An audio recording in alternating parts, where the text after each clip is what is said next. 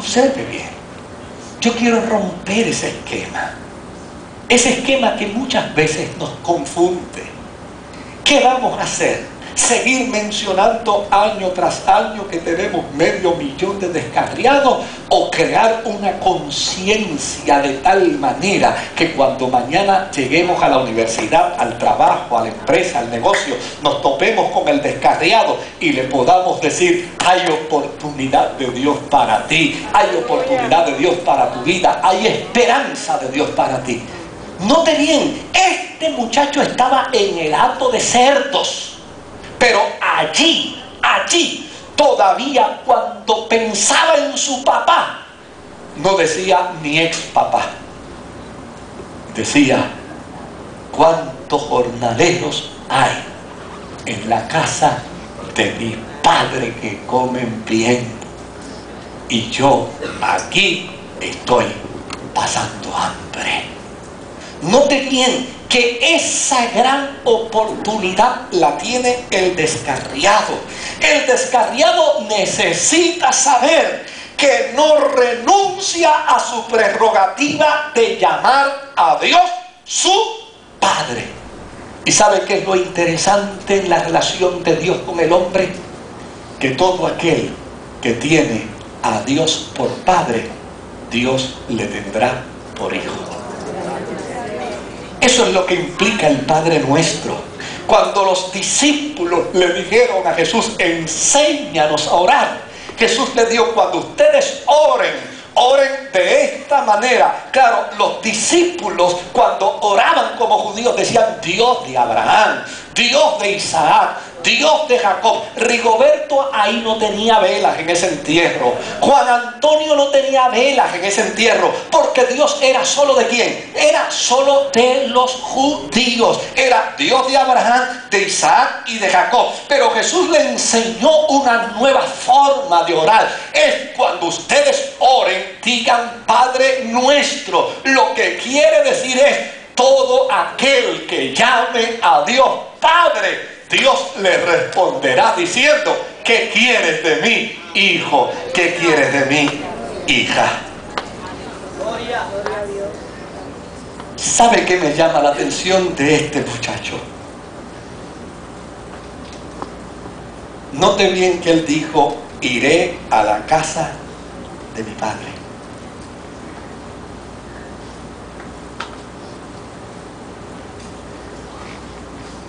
Él pudo pensar que la casa no le pertenecía, como piensa el descarriado. El descarriado piensa que ya no le pertenece a la iglesia. Piensa que ya no tiene derecho a la iglesia. El descarriado piensa que ya no tiene oportunidad. Yo recuerdo una vez, mire, se lo voy a decir como sucedió, con la claridad con la que sucedió. Yo invité a mis compañeros en la división donde yo trabajaba en la policía. Yo los invité para que vinieran a escucharme a predicar en la iglesia que yo pastoreaba. Y todos ellos entraron, menos uno de los oficiales, que no entró. Y no entró. Y desde luego yo salí y le dije: chico, pero entra. Y al rato me dijo: dame 5 minutitos más. Y cuando yo volví a salir: mira, no has entrado. Y me dice: dame 5 minutitos más. Y al final entró. ¿Sabe qué fue lo que él hizo? Él me lo testificó después. Me dijo: muchacho, me daba tanto miedo entrar que tuve que irme a dar 2 palos allá abajo para armarme de valor y entrar a la iglesia. Yo le dije: ¿eso fue lo que hiciste? Me dijo: sí. Tenía miedo, me asustaba entrar a un sitio como este, ver que se está invocando la presencia de Dios. A mí me daba terror. Este hijo pródigo pudo pensar que la casa de su padre ya no le pertenecía. Pero hay algo que me llama la atención. No le pertenecía a la casa de su padre, pero el pronombre posesivo, mi padre, era derecho de él a usarlo. Y eso hay que hacérselo saber al descarriado.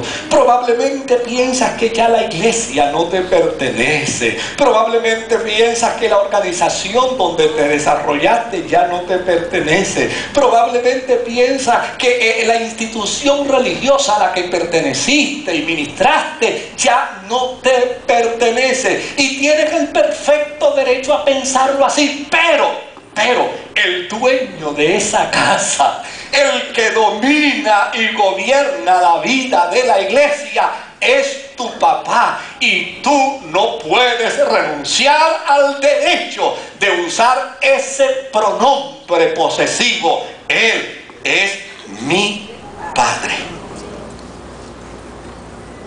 Me llama mucho la atención que el descarriado tiene la capacidad para incorporarse y para caminar. Hace unos años atrás ministraba la vida de un descarriado,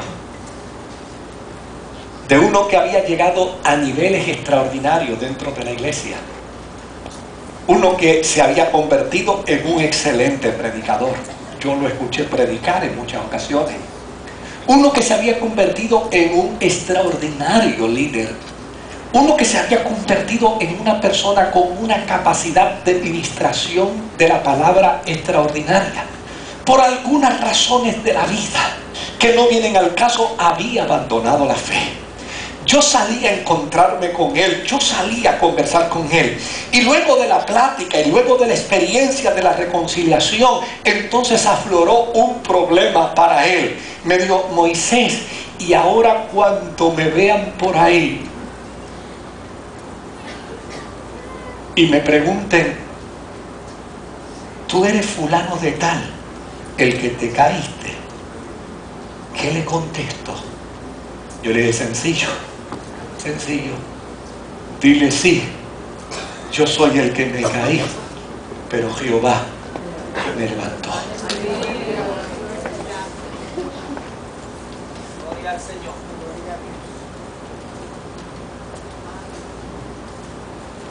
Todos los descarriados y descarriadas tienen capacidad para incorporarse.